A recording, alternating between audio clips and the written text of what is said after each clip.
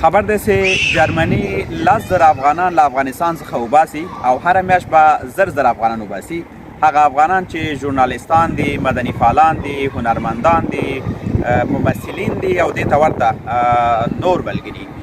دا خبر په خپل ځای پرېږدو که په واقعي ډول جرمني او په ټوله کې د اروپا اتحادیه غواړي چې افغانانو سره مرسته وکړي، هغه افغانان چې ژوند یې په خطر کې ده، لومړی دې د هغه افغانانو غم وخوري چې په ډېرو سختو لارو، په ډېرو سختو شرایطو چې لاره کې وهل خوړلي، لاسونه مات سوي، سرونه مات سوي، بندیخانې تېرې کړي دي، باد و باران لاندې ژوند کړی ده او بالاخره اروپا ته یې ځان را رسولی ده. دوی ته د لومړی اسناد ورکړي، د هغوی حقونو ته د رسیدګي وکړي، هغه حق چې دوی ته باید یو مهاجر ته ورکړل سي، لومړی اولویت د دوی ته ورکړي.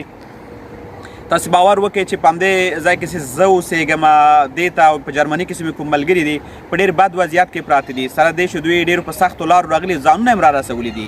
که دوستي کېږي آیا دا انسانان نه دي؟ که انسانان او افغانان خو لومړی اولویت خو دوی لري چې ځانونه یې رسولي. دوی سره مرسته همکاري وکړئ، دوی یو دفعه ځای په ځای کې هغه حق حقوق چې دي هغه تاسې باید ورته ورکړئ. له هغې وروسته د هغه افغانانو غم وخورئ چې ژوند یې په خطر کې ده.